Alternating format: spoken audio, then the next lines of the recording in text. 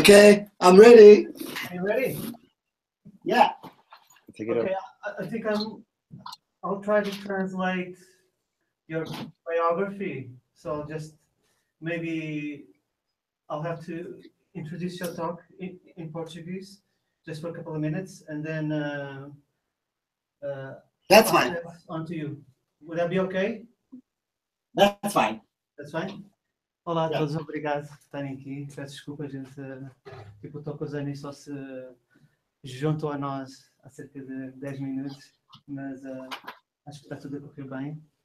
Alguns de vocês já devem ter conhecido tipo, o Thokozani da conferência de tecnologia que teve o ano passado, quem teve a oportunidade de participar, tanto como ouvinte ou de apresentar tipo, o trabalho. Nós mantivemos o contato com o Thokozani e, entretanto, ele mostrou em falar um pouco sobre o seu trabalho. Eu vou aproveitar assim, para traduzir a bio que ele me enviou, tipo o Thokozani Mhlambi.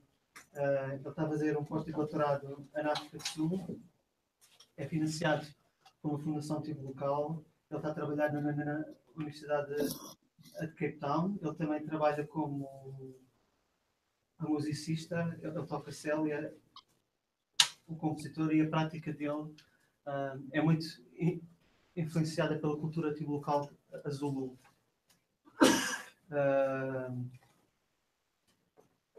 Em 2016, uma das suas peças foi comissionada pelo Electronic Music Festival em Cape Town.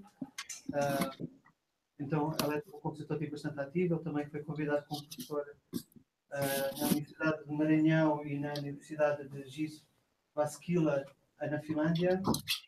Então, sem mais nenhuma demora, vou passar a palavra ao Thokozani. Thokozani, are you ready? Yes. Okay. Cool. So I just kind of did a brief. Yeah. Hi, everyone. Hello. Who you are, but feel free to, during the conversation, to kind of go more in depth about yourself and about your work. Okay? Okay. Okay. Maybe we can have our cell phones off or just on silent so that I don't hear them on this side. Okay. So I'm not going to introduce myself in a very traditional way or formal way, because I want to, my paper is also about my own journey and how I connected with the music of where I come from. I come from the east of South Africa in a place called KwaZulu-Natal, which is very well known for being the old kingdom of the Zulus. The Zulus, there was a big film that was made about it, which showed Shaka Zulu. I don't know if you guys have heard of Shaka Zulu. I've heard of him. Shaka Zulu. No, I think here most people haven't heard of Shaka Zulu. Anyway, Shaka was a big prominent king in the 1800s who stood as quite a strong force against the colonial powers, and he was very much feared, and he was very innovative in his strategies. So yeah, so but now I want to speak about a great singer who is from South Africa, who comes from born in the 1900s. Her name is Princess Makoko. And I recently went to examine high school children who were singing in the choir, and then they were singing a composition of Princess Makoko, who's now dead. And so I went to listen to this and listen and write them and give them marks and score them.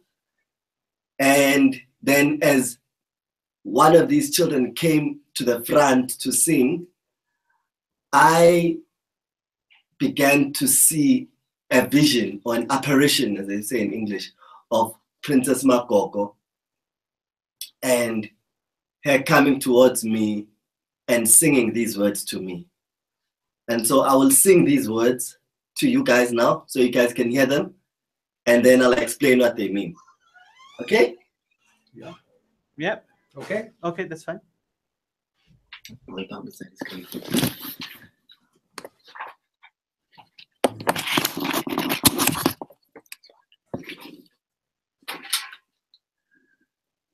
Ijadu ngumcimbi wobuhlobo nobungani.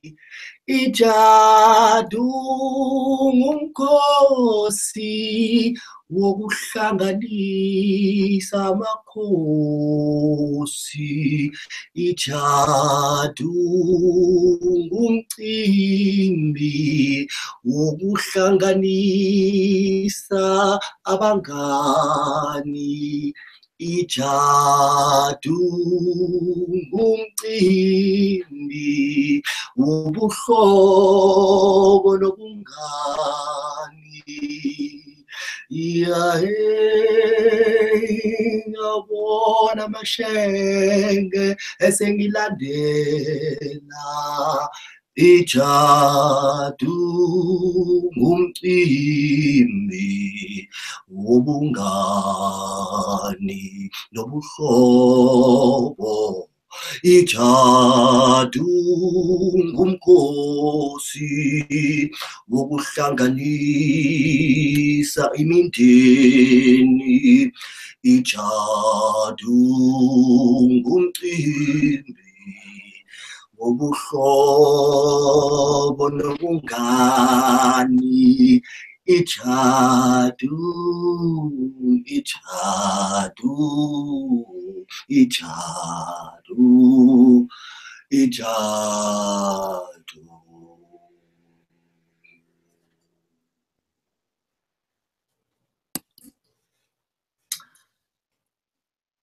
So that was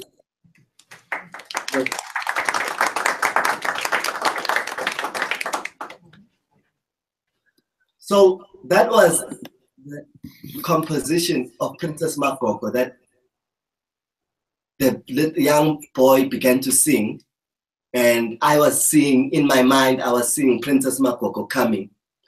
And this song is talking about a particular ceremony called Ijadu, which is about bringing together families, which is about bringing together cultures, bringing together likeness of minds, bringing together different regions and them coming together. And so, sorry, sometimes I'm going to stand because I don't know how to do this thing sitting down. And so what was happening now in my mind as I heard this is that I questioned myself and asked, what is Princess Makoko trying to say to me today about Ijadu? And maybe she's saying a lot today about Ijadu because as I'm speaking now, I am connecting with you guys in Brazil, and this meeting together of cultures, meeting together of nations, meeting together of friends is what Ijadu is about, that Makoko wanted me to understand. So I want to now go to this category called Izinyanga, which I was able to find in the archives of lately. Izinyanga is a Zulu term, and in general today, how we understand it in our everyday speak, when we speak about Izinyanga, we speak about people who are in the healing arts, the healing practices, people who heal people through medicine and through roots and herbs in the traditional way. Do you understand? Yes. Yeah. Yes. Yeah. So this category of Izinyanga, when I began to look in the archives and page through the archives, I began to discover that there's now a lost meaning of this term Izinyanga. And as I began to look at the different meanings of Izinyanga, this is what I found.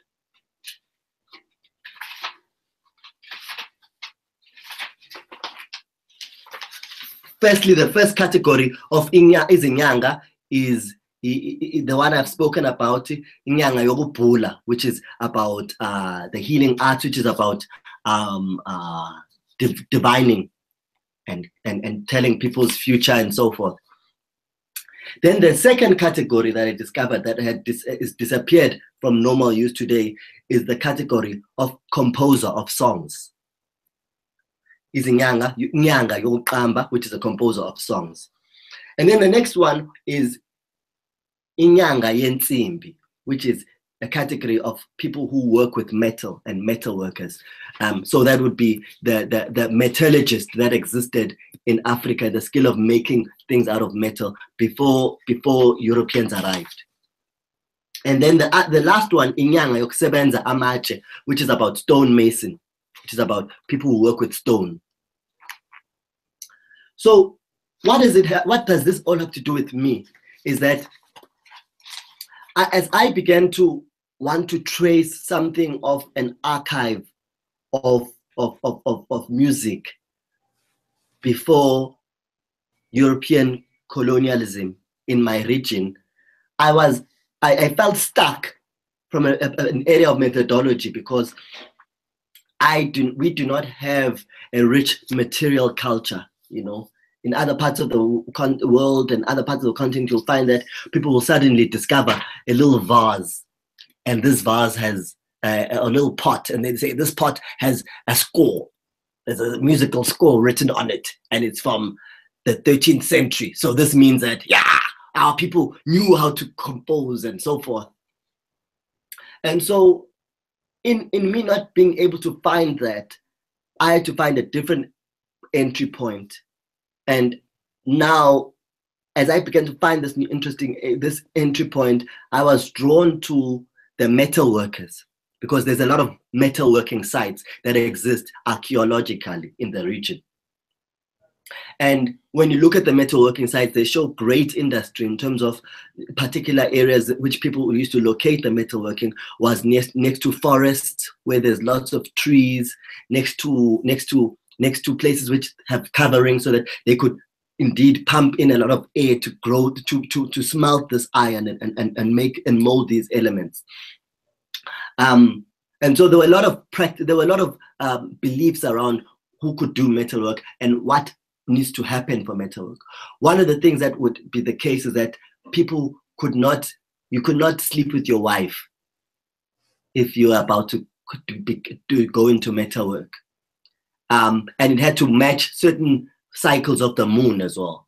Metalworking wasn't just done in any time of the year or any time. It had to match certain cycles of the moon.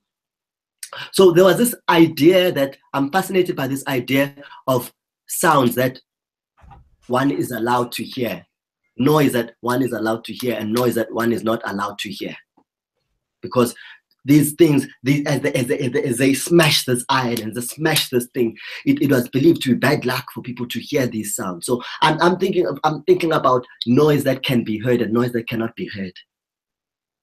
And I'm also thinking about the sense that now I suddenly, or rather, having discovered this practice of metalwork, and then now coming back and realizing that the same term is the one that is used to describe composers. So that for me makes me think about the practice of composition and the practice of metalworking, or rather the practice of noise making, if we can say, and looking at these categories as categories of noise making, in fact, or categories of sound. Now I want to go back to Princess Makoko again. There's a Zulu saying that it says that inyanga ifa nezikhwama zayo, which means the person who's a nyanga, as I explained to you guys, dies with her medicine bag of goodies.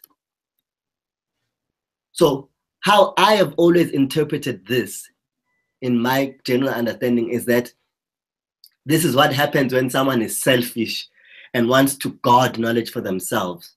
And so instead of passing it on to the next generations, they guard it until they die. And as they die with it, so is our loss as a people, and so is our loss as communities, because we have lost this knowledge that is crucial about ourselves. I've subsequently had a revision of interpretation of this, because now I realize through Princess Makoko that a person can also choose to guard this knowledge until their death.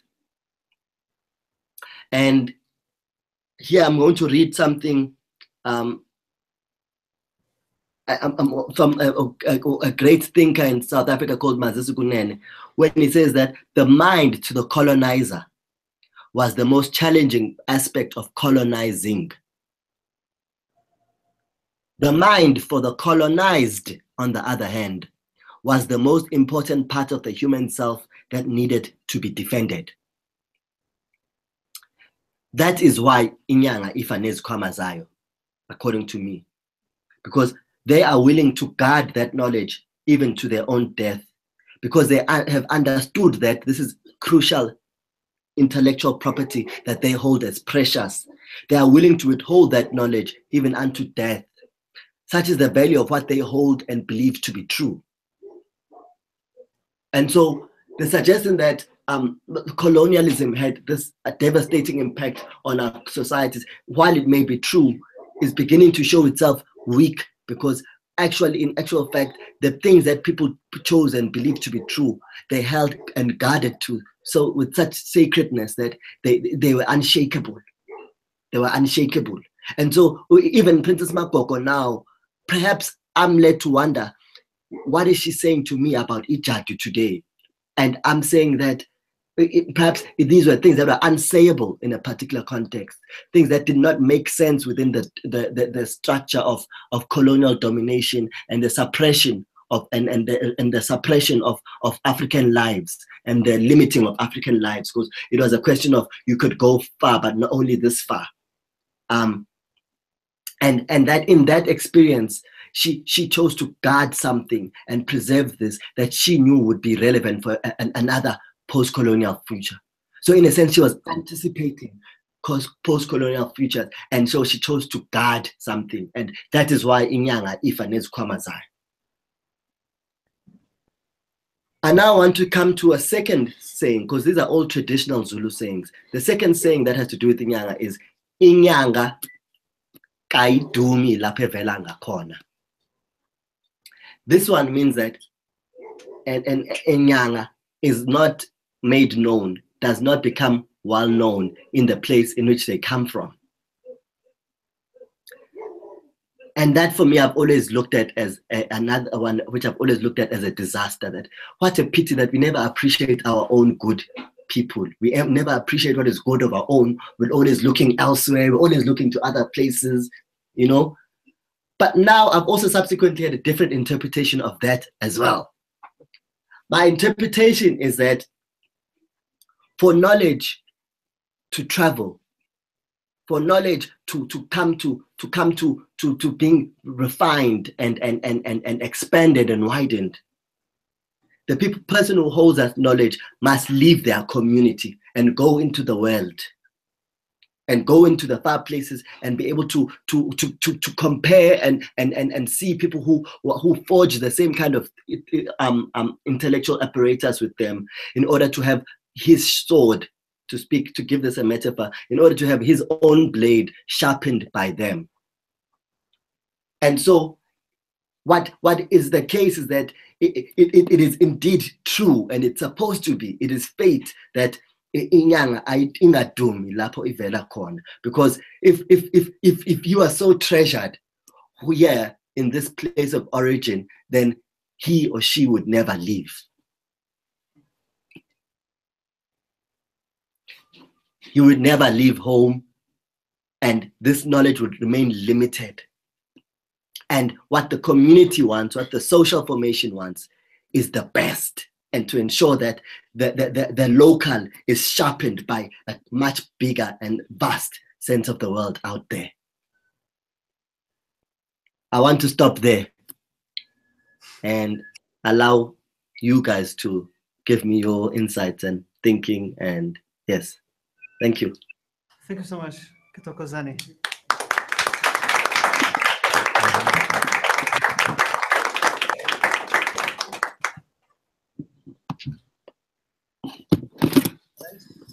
Thokozani.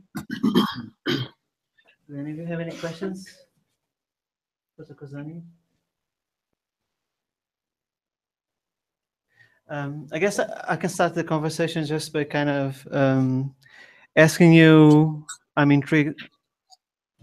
I'm going to try to. I'm hearing you. I'm going to try to change the webcam so you can actually see who's asking the question. In this case, me. Okay, cool. Is this okay? Is this Yes, better? that's good. Yeah. Okay. I guess I'm just going to start the conversation because I'm intrigued about what you said, and I've been thinking how this archival process that you mentioned, how this kind of discovery of this type of traditions that kind of fuse together this kind of material, scientific things, in this case, a metallurgy with a possible idea of composing, but how this kind of discovery of these elements have influenced yourself as a composer and cellist. What are do you think there's a relationship nowadays between this almost political movement also and your own practice? Does it make sense? No, absolutely, absolutely. And it's a good question. And maybe that's where I'm looking for input from you guys, because my vision with this research project is actually, the technical term for it in South Africa is now creative output. So that I produce a creative output out of this work that is research based. And so I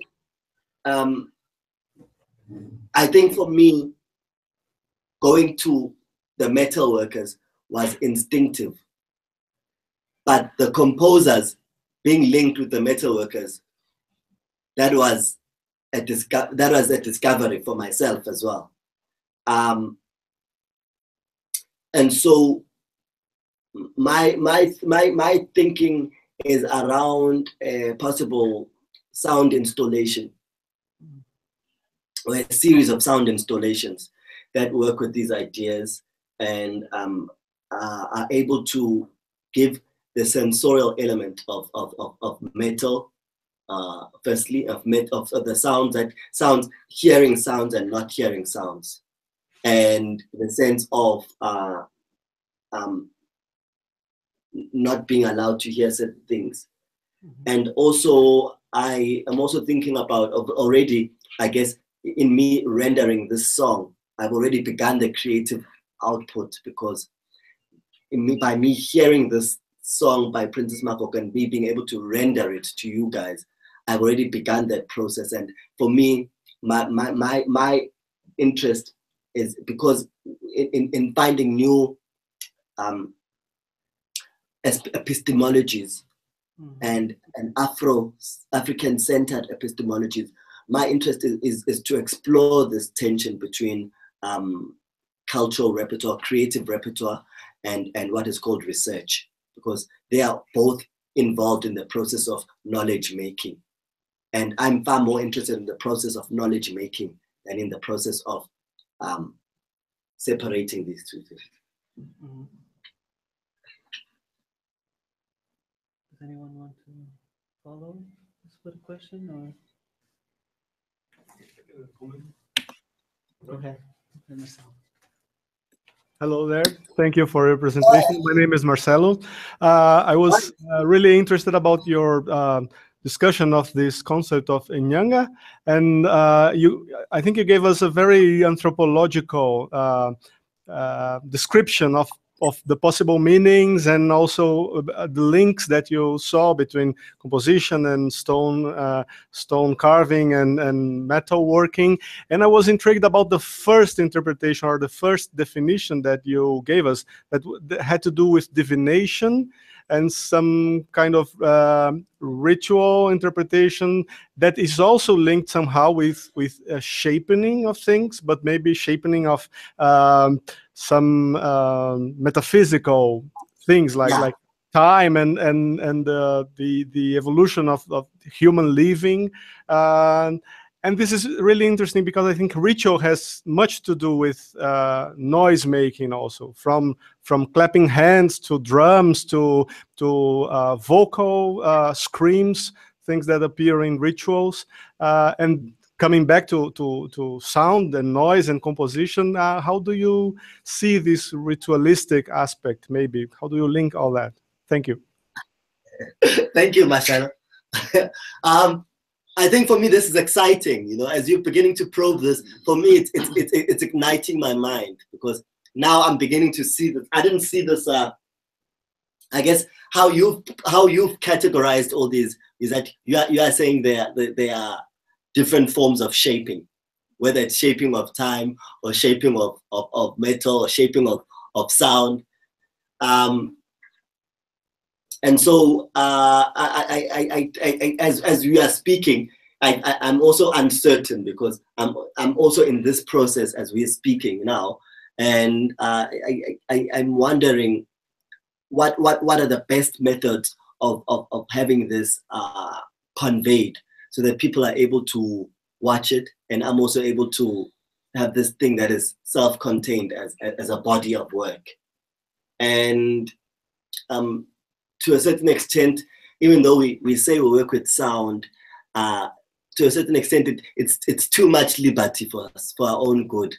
Perhaps it would be better if we went back to manuscript paper and a score and a pencil. Yeah, so I don't know. Let's please throw those kinds of thoughts back to me again. Alguém quer fazer uma pergunta em português, a gente traduz? Okay.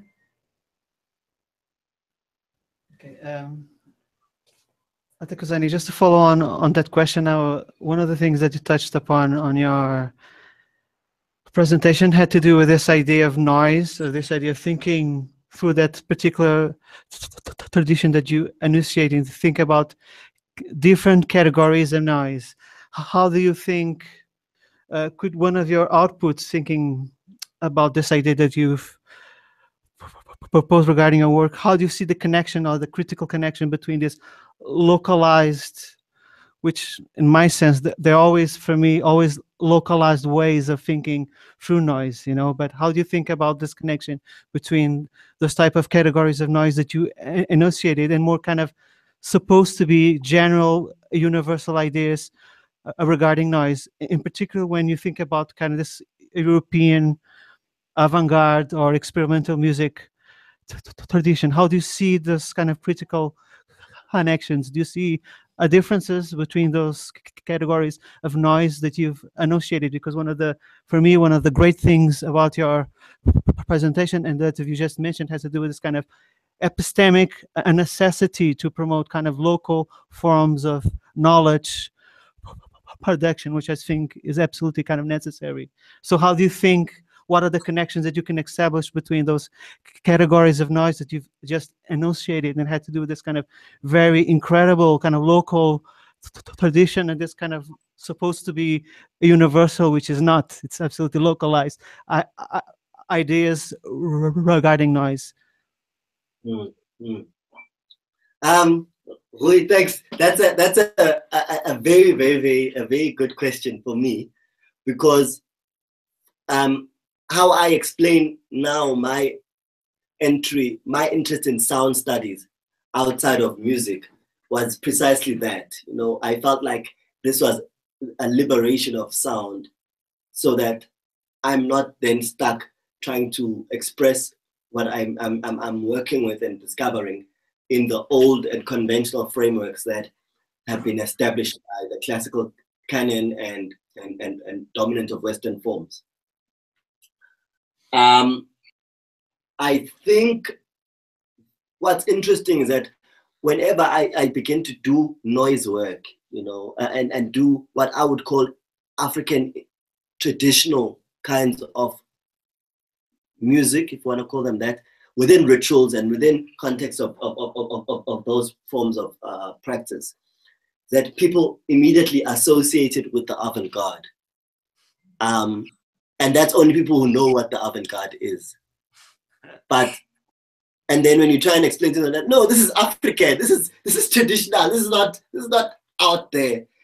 Then they also remember that these categories themselves of Inyanga, there's a lot of superstition around them for our people as well. So even now, if I were to put this, I was even afraid of putting the title of this talk on Facebook, because for them, if I were to put this title on Facebook, it would be a confirmation that, oh, this guy is into a lot of superstition, a lot of strange things. Yeah. So So the term is Nyanga, and the people who do these divination practices are very much sidelined in our society as we speak today, and there's a taboo about it and a lot of secrecy around people who are practicing these things. Yeah. Yes, Roy? Come here, Marcelo. You wanna? Actually, it's not much of a question, more of a request. Can you show us a little bit of what you do in terms of playing and the cello? We're seeing it there and wondering. Okay, I can play something. Okay, cool. I'll just need, Roy needs to give me permission first. Come on, that's fine. So, let me play something. Yeah. Let's just do this. It's fine.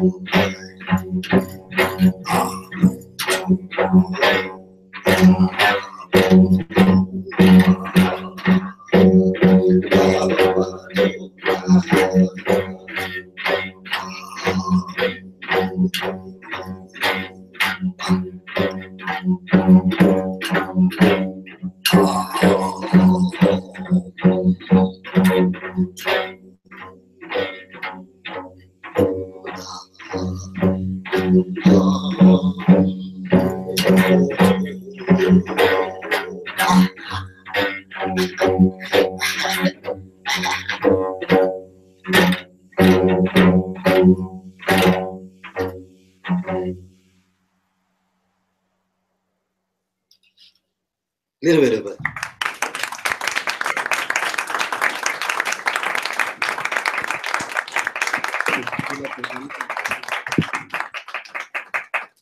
That was just a little snippet. Okay, thank you.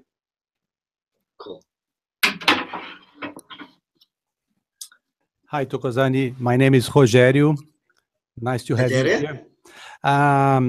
This piece that you just played is a composition, or is half improvised, and which contest that you present this kind of music? Is it a concert hall or in communities? Which kind of public that comes to see you playing? And in which kind of contest does it happen? It's a kind of noise that can be heard or it can't be heard?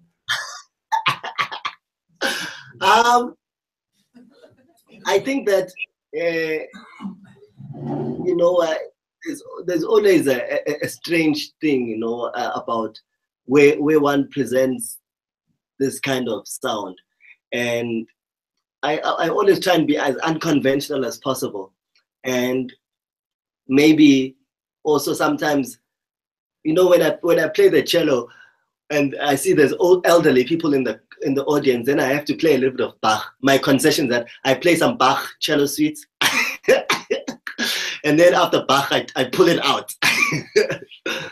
So I think it's just about forcing the issue and probing and waiting for our audience and expecting as well that something is going to spark. But I definitely want to say that younger people than me seem far more receptive. You know, there's a group of high school children that I work with in the community, and they are far more receptive. When I teach them something, the next time I come to them a month later, I can tell they've been practicing, and I say, you guys sound like you've been practicing. Yes, we've been practicing. And they record it on their cell phones and they sing it to themselves during break time, you know.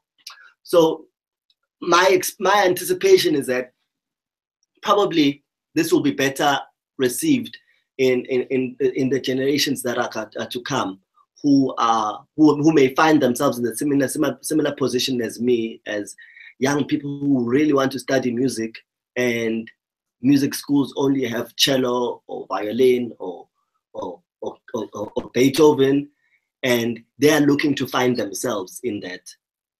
And so maybe the work is also about developing a critical methodology, new methodology that allows them to find themselves and find themselves in the context of Africa, in the context of a changing global world. Yeah. Yeah.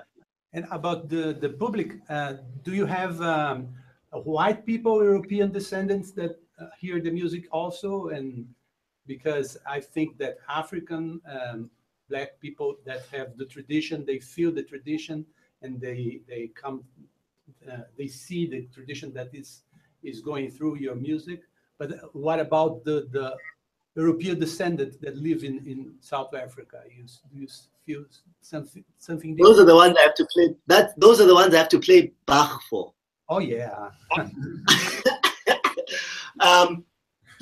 I think though even the South African blacks, you see, because of the long history of Christian missionaries and so forth, is that the ones who are very well educated and prim and proper, they also want to have Beethoven. Yeah. And they want to know that if you're a doctor of music and you show them that you know music, they want you to show them by saying, you know, all the great composers, the greats, you know, and they are still doubtful themselves. If you speak about Princess Makoko, they are still doubtful themselves that this is the really authentic, and they think that maybe you need to practice some more. Another guy said to me, you know what dissonance is. What you play is very dissonant to me, and this is a white South African. What you play is really dissonant. And what about that? The first question that I made is this music that you played completely composed, written in a paper, or do you use an amount of improvisation during your performance? When it's me playing, yes, but because I know my work and I know my instrument, of course, and the sounds I produce. But when it's other people, I'm finding that I need to learn to develop more and more tools to describe and to notate. Sometimes using numbers, sometimes using words, you know, because the words that our languages are very tonal languages. They're described, linguists describe our languages, the Bantu languages, as tonal languages, which means they very much, you can't, even if you are composing for them, you can't compose something ascending that's going up for a word that goes down, because the word won't allow you to say it and still go up. So I think a lot of that rich texture is in language. And so for me, a lot of my work uses language. And I don't think anyone can say they're composing from an African perspective, but they don't use African languages. Okay. That's my biggest archive, so to speak. Yeah. Okay, thank you.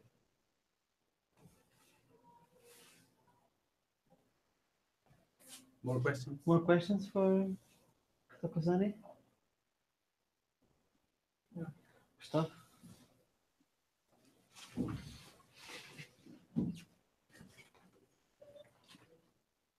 Hi, Thokozani. Yeah, my name is Gustavo. I was just wondering. Yeah, I was just wondering, in this research of yours, you were talking about how music might relate to this practice of healing in this word, and also of ritual.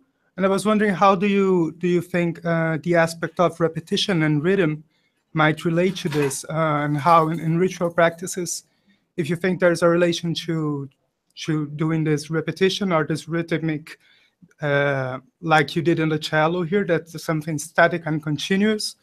If you think there is a way of maybe conveying change through repetition, or making something, making a process through repetition and through rhythm.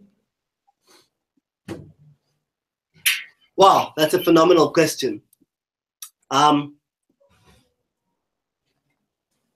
I think repetition is important. I mean, or if someone, formal composers may call it sequencing.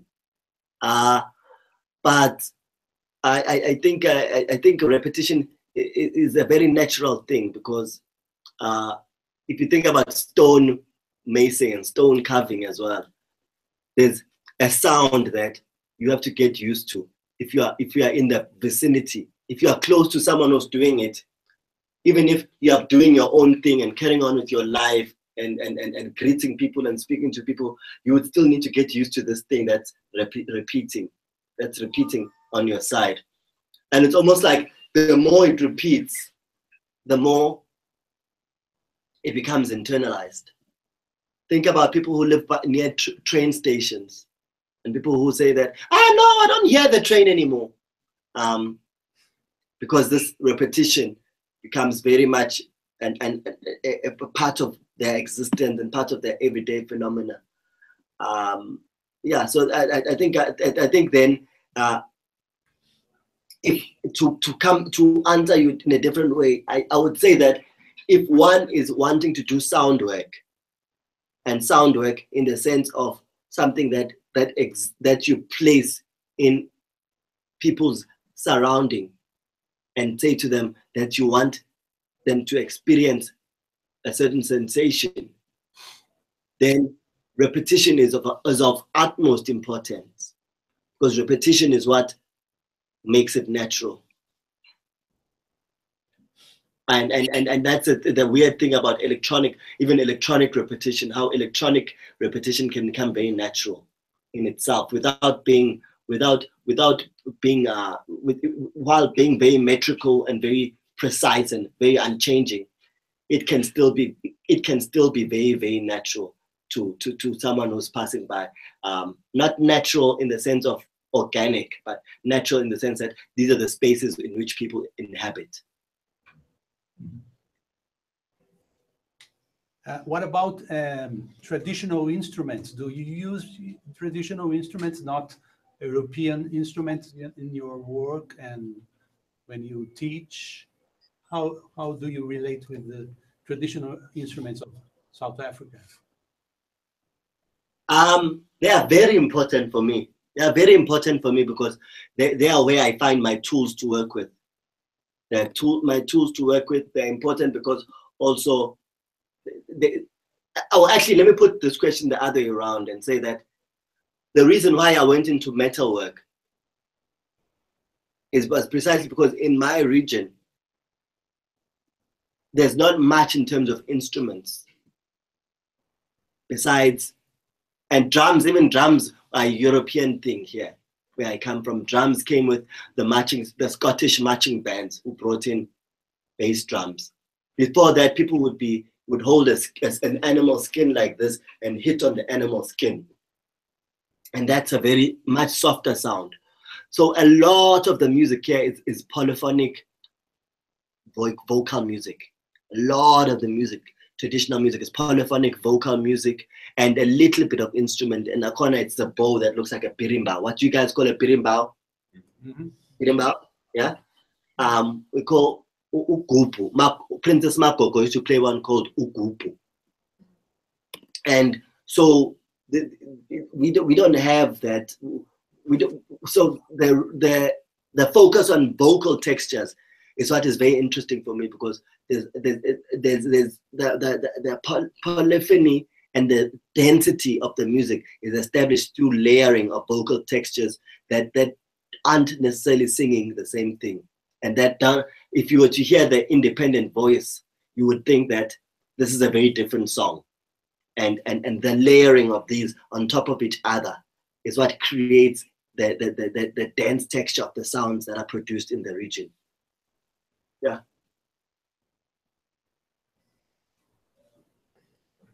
Okay.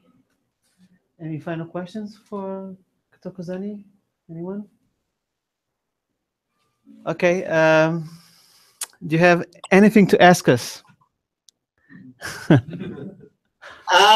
I'm trying to see if I recognize any of the faces from Sonologia. Is anyone here who was there at Sonologia? Yes, there's Valeria, there's Flora, there's Paulo, and there's Nati over there. I don't know if you can see. I think they just waved their hands. Why are they standing far? They're standing far, yeah. I don't know if you want to wave your hands again. Yes. So they were. So do you see? I can see them. Yeah, hi guys. At the end of the room. And is Enrique there? Enrique, no. Enrique's not here. He's in. He's at his hometown in Minas, Ouro Preto. Oh, okay. Okay. He's writing his PhD thesis. He's finishing. He's finishing up his writing. Okay, that needs to happen as well. Yes, I guess so. Okay. Well, I just want to say thank you very much. I'm very much looking forward to being back that side and connecting with everyone and doing more with Nusum. I think if we can make a lot of noise. Yes, definitely. Thank you so much for your presentation and for sharing your time with us and for showing your work. I'm sure we stay in contact. At least we have the interference journal thing also to figure out between me, you, and Lilian and Fernando. So we'll definitely stay in touch in the next couple of months. So it was really nice having you. I think another round of applause for Thokozani.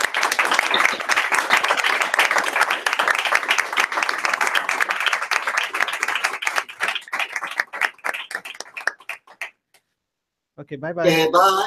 Bye.